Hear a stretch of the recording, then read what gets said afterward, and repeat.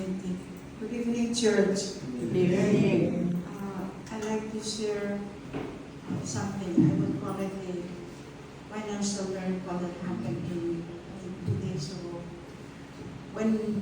Before our pastor went to Unity, he told us about the pledge, to give the pledge for evangelical.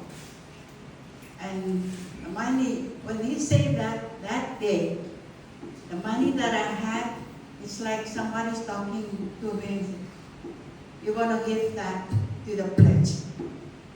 And so,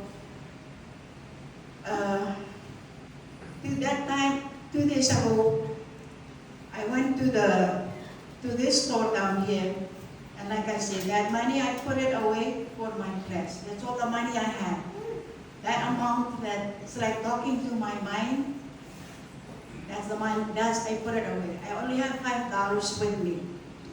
And when I went to that store, I was contemplating, what am I to buy that it can, the $5 would cover.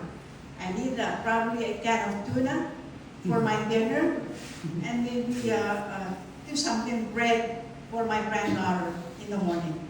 So I went into the store, and it took me about 30 minutes going around in the store. The enemy was talking to me like, it's okay, you can use that money that you put aside because you're a widow and you have all your needs. I said,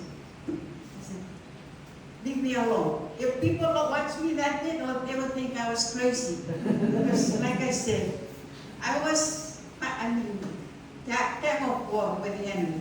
So I kept on walking around, and then again, what am I to get with these $5? And then that voice came into my head again. It's okay, you can use that money. God knows that you need it. It's okay, Then I keep on circling. I think 3 times that voice keep on talk to me. Then I stood for a while, and I said, I said, no. I said it aloud, said, no. I'm going to put this as my pledge because my God will always provide my need. My God will provide more than I would need. So that's it.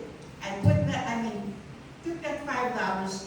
I haven't paid that. I went and I took that bread, and I was about to walk to the cashier, and these 2 priests came to me. And these 2, I met them at my nephew's dinner. My nephew, they came from the States, and he was leaving, so they had a dinner for him, and he invited me to join their dinner. That's where I met these 2 priests, and we started talking, and then that's how they get to know me. One of them is my nephew, and one of them is from Puente.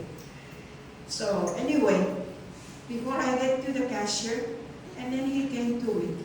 My granddaughter was with me.